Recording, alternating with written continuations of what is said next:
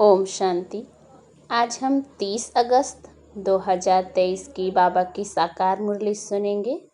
बाबा कहते हैं, मीठे बच्चे, पवित्र रहने की कसम लेना ही सच्चा रक्षाबंधन है। बाप कल्प में एक ही बार यह राखी तुम बच्चों को बांधते हैं। प्रश्न है, पवित्रता की प्रतिज्ञा करने वालों को भी योग में रहने का इशारा क्यों मिलता है? उत्तर, क्योंकि योग की शक्ति से ही वायुमंडल को शांत बना सकते हो। सारी दुनिया को शांति का वर्षा देने का उपाय ही योग है। तुम बाप को याद करते हो विश्व में शांति फैलाने के लिए। जितना बाप को याद करेंगे उतना माया का असर नहीं होगा। बाप का यही फरमान है, बच्चे अशरीरी भव। गीत है, भैया मेरे राखी के बंधन को निभाना। ओम शांति। बेहद के बाप का बच्चों प्रति फरमान है कि अशरीरी होकर रहो, अर्थात अपने को आत्मा निश्चय कर इन कर्मेंद्रियों से अपने को अलग समझो। यह शरीर डिपेंड करता ही है आत्मा के ऊपर। आत्मा अलग हो जाती है तो शरीर कोई काम की चीज़ नहीं रहता, जिसको फिर जलाया जाता है। जब आत्मा निकल जाती है तो जैसे मुर्दा किचड़ा हो जाता। किचड़ा होता है तो कहते हैं कि इस किचड़े को जला दो। आत्मा बिगर यह शरीर काम का नहीं है। तो अहम आत्मा इमॉर्टल है। यह शरीर जो पाठ बजाने लिए मिलता है यह विनाशी है। आत्मा निकल जाती है तो यह शरीर कोई काम का नहीं रहता, बदबू हो जाती है। शरीर के बिगर आत्मा साइलेंस रहती है। बाप समझाते हैं, तुम्हारी आत्मा का स्वधर्म है साइलेंस। तुम जानते हो हम आत्मा वास्तव में परम धाम की रहने वाली हैं। परमपिता परमात्मा भी वहाँ रहते हैं। जब कोई दुख होता है तो बाप को याद करते हैं, मुझे इस दुख से छुड़ाओ। आत्मा ही सुख दुख में आती है। बहुत सन्यासी आदि हैं जो कहते हैं आत्मा निर्लेप है, परंतु नहीं, आत्मा में ही खाद पड़ती है। सच्चे सोने में सिल्वर पड़ती है तो सोना 24 कैरेट से 22 कैरेट बन जाता है। सच्चे सोने में खाद डाल देते हैं तो जेवर मुलम्मे का हो जाता है। आत्मा ही मुख्य है। आत्माओं का बाप है परमपिता परमात्मा। वही आकर इस समय बच्चों को कहते हैं, अब शरीर का भान छोड़ दो, मैं आत्मा हूँ, बाप के पास जाता हूँ। हम हैं पांडव। पांडवों का प्लान यह है, पहले यादव यूरोपवासी, फिर कौरव और यह हैं पांडव। बरोबर महाभारी लड़ाई लगी और फिर जय जयकार हो गया। यह राजयोग है ही नई दुनिया स्वर्ग के लिए। पांडवों की जय जयकार हुई और सब खलास हो गए। जय जयकार होती ही है सतयुग में।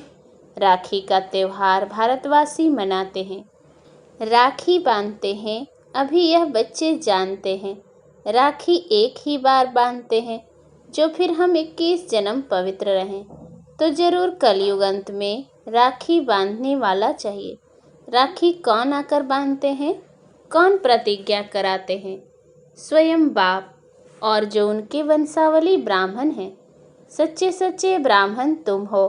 ब्राह्मण ही राखी बांधते हैं। बहन भाई को बांधे यह भी झूठी बनावट है। बुजुर्ग लोग जानते हैं। आगे ब्राह्मण ही आकर धागे की राखी बांधते थे। वह कोई ऐसे नहीं कहते कि तुमको पवित्र रहना है। पवित्रता को वह जानते ही नहीं। तो यह राखी उत्सव जरूर संगम पर हुआ। कितना वर्ष हुआ? 5000 वर्ष। संगम पर बाप ने राखी बांधी। फिर हम सतयुग त्रेता अंत तक पवित्र रहे। फिर भक्ति मार्ग से यह राखी त्योहार शुरू हो गया। कहते हैं यह उत्सव परंपरा से मनाते आए हैं, परंतु ऐसे तो है नहीं। 5000 वर्ष में हम एक ही बार राखी बांधते हैं। जब द्वापर से पतित बनते हैं तो वर्ष वर्ष राखी बांधते हैं, क्योंकि अपवित्र बनते हैं। जैसे वर्ष वर्ष रावण को भी जलाते हैं, वैसे वर्ष वर्ष राखी भी बांधते हैं। वास्तव में इनका अर्थ तुम समझते हो। बाप आकर कहते हैं, बच्चे प्रतिज्ञा करो, राखी बांधने से कुछ नहीं होता है। यह तो कसम उठाया जाता है कि बाबा हम अभी पवित्र रहेंगे। तो ड्रामा में इन उत्सवों की नोंद है। सतयुग त्रेता में राखी बांधने की दरकार नहीं रहती, वह है ही वाइसलेस वर्ल्ड। इस समय अपनी है चढ़ती कला, फिर तो उतरना होता है। हम फिर सो सतोप्रधान देवता बनेंगे। ब्राह्मण कहते हैं हम अभी ईश्वर की संतान हैं, फिर सो देवता बनते हैं। बनाने वाला है परमपिता परमात्मा।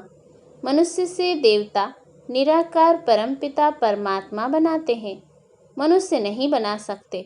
उन्होंने मनुष्य का नाम डाल दिया है। श्री कृष्ण को भी द्वापर में ले गए हैं।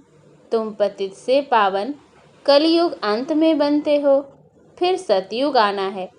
अगर द्वापर में आए तो फिर कलयुग का नाम गुम हो जाना चाहिए। यह रॉन्ग बात है। जब रॉन्ग हो तब तो बाप आकर राइट बनाए ना। अभी सब झूठे हैं, झूठी माया, झूठी काया, झूठा सब संसार। बाप आकर बच्चों को सच्चा सच्चा बनाते हैं। सतयुग त्रेता में कभी झूठ बोलते ही नहीं। यहाँ तो पाप करते झूठ बोलते रहते हैं। पाप आत्माओं को पुण्य आत्मा तो बाप ही बनाएंगे। जैसे दीपमाला पर सारे वर्ष का हिसाब किताब चुकतू करते हैं ना। तुम्हारा फिर आधा कल्प का जो पापों का खाता है वह भस्म होता है, और पुण्य का खाता तुम जमा करते जाते हो। यहाँ ही जमा करेंगे, तब 21 जन्म के लिए फल मिलेगा। बाप को याद करने से ही विकर्म विनाश होंगे। नया कोई पाप नहीं करना चाहिए, पुराना खाता खल्लास करना है। बाप को बतलाते हैं कि बाबा हमसे यह पाप हुआ, अच्छा आधा माफ है। इस जीवन में भी छोटेपन में पाप किया है तो वह बतलाने से आधा दंड कट जाएगा, बाकी आधा के लिए फिर भी मेहनत करनी पड़ेगी। इस जन्म की जीवन कहानी से आगे का भी पता पड़ जाता है, क्योंकि संस्कार ले आते हैं ना, फिर उनकी अवस्था का पता पड़ जाता। यह तो समझते हैं दिन प्रतिदिन नीचे ही गिरते आए हैं। दुनिया तमोप्रधान बनती जाती है, पाप बढ़ते जाते हैं। फिर पतित पावन बाप आकर राखी बांधते हैं, अर्थात प्रतिज्ञा कराते हैं, तो तुम पवित्र बन जाते हो। परंपरा अर्थात हर 5000 वर्ष बाद यह सच्ची सच्ची राखी बाप से बंधवाते, फिर उसकी रस्म रिवाज आधा कल्प चलती है। उसका महत्व बहुत है। पहले पहले महत्व है जो राखी बांधते हैं, उनका उत्सव है मुख्य। ऊंचते ऊंच उत्सव है शिव जयंती, जिसका कोई को पता नहीं है कि वह कब आए, क्या आकर किया। इब्राहिम, बुद्ध, क्राइस्ट आदि कब आए, यह तो सब जानते हैं ना। उनसे आगे सतयुग त्रेता में क्या था, वह हिस्ट्री ज्योग्राफी कोई जानते नहीं। देवी देवताओं की राजधानी कैसे स्थापन हुई, कितना समय चली, यह कोई जानते नहीं। मुख से कहते हैं सतयुग के लक्ष्मी नारायण सर्वगुण संपन्न, 16 कला संपूर्ण, संपूर्ण निर्विकारी थे। लक्ष्मी नारायण तो हुए महाराजा महारानी। उन्हों का बचपन भी चाहिए, बच्चों का किसको पता नहीं है। राधे कृष्ण को फिर उल्टा द्वापर में ले जाते हैं। यह मनुष्यों की अपनी कल्पना है। सतयुग की आयु भी लाखों वर्ष लिख दी है, इतनी तो होनी नहीं चाहिए। खुद भी कहते हैं 3000 वर्ष बिफोर क्राइस्ट बरोबर देवी देवताओं का राज्य था। तो फिर सतयुग को इतने वर्ष क्यों कह देते हैं? सहज बात है ना, परंतु माया पत्थर बुद्धि बना देती है, जो बिल्कुल ही भूल जाते हैं कि हम देवी देवता थे। नंबर 1 ही जब नारायण बनता तो उनको यह ज्ञान नहीं होता, ज्ञान प्रायः लोप हो जाता है। बाप कहते हैं अभी तुमको ज्ञान देता हूँ, मनुष्य से देवता बनाने का, देवता बन गए फिर क्या सिखलाएंगे, दरकार ही नहीं। तो राखी का उत्सव भी तुम जानते हो, यह सब उत्सव वर्ष वर्ष होते हैं। कुंभ का मेला, सागर नदी का मेला भी बड़ा भारी लगता है। सागर और ब्रह्मपुत्रा नदी का मेला मशहूर है। सागर तो बाप है, उनसे पहले यह ब्रह्मपुत्रा निकली, फिर वृद्धि होती जाती है। सागर और ब्रह्मपुत्रा का मेला देखने में आता है। वहाँ फिर है नदियों का मेला, उसमें भी साफ पानी और मैला पानी दिखाई पड़ता है।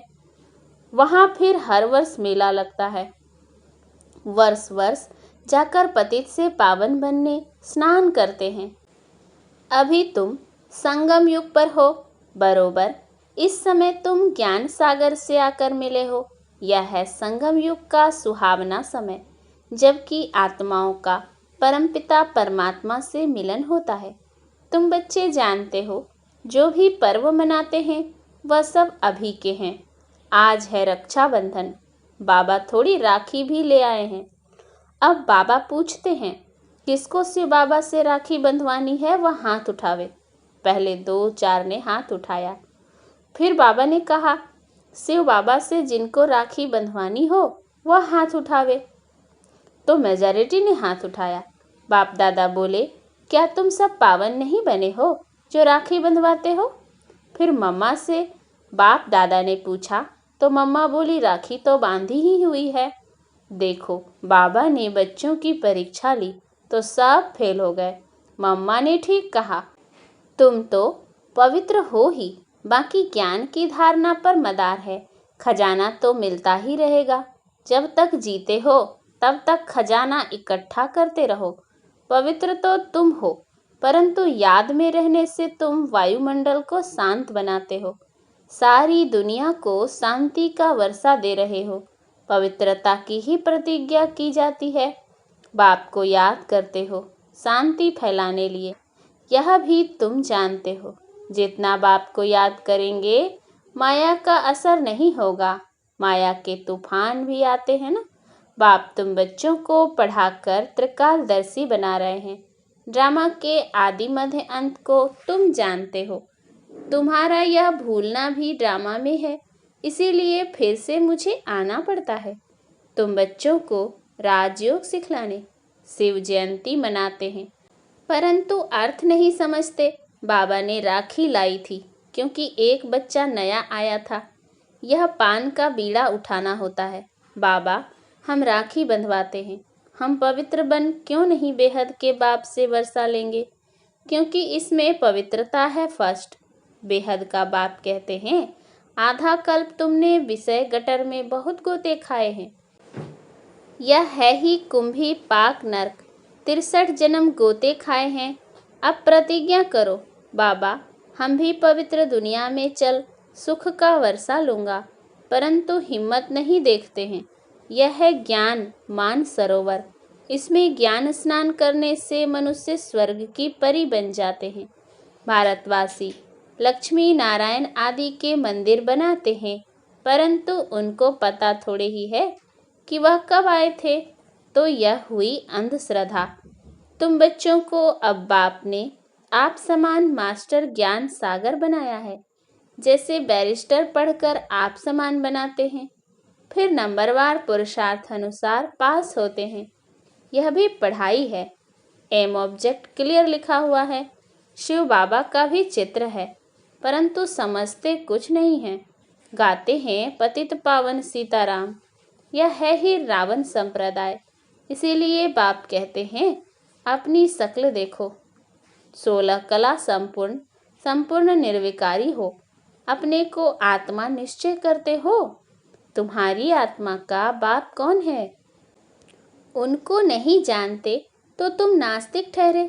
फिर नास्तिक लक्ष्मी को कैसे वरेंगे?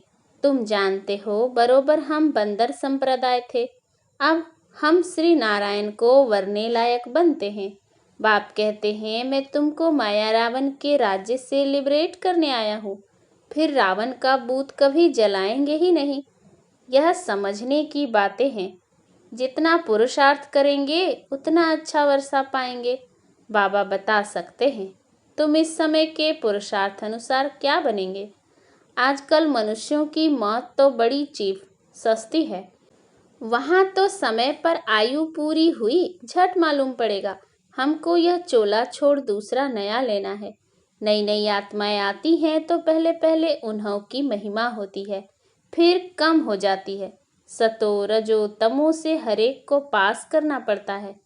बाबा आकर सतो प्रधान बनाते हैं, यह भी वंडर है। इतनी करोड़ आत्माओं को अपना अविनाशी पाठ मिला हुआ है जो कभी विनाश नहीं हो सकता। आत्मा इतनी छोटी सी बिंदी है, उनमें सारा अविनाशी पाठ भरा हुआ है। इसको कुदरत कहा जाता है।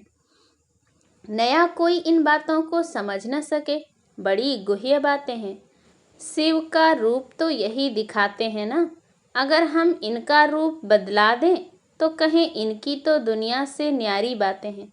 नई दुनिया के लिए नई बातें अभी तुम सुनते हो, फिर कल्प बाद भी तुम ही आकर सुनेंगे।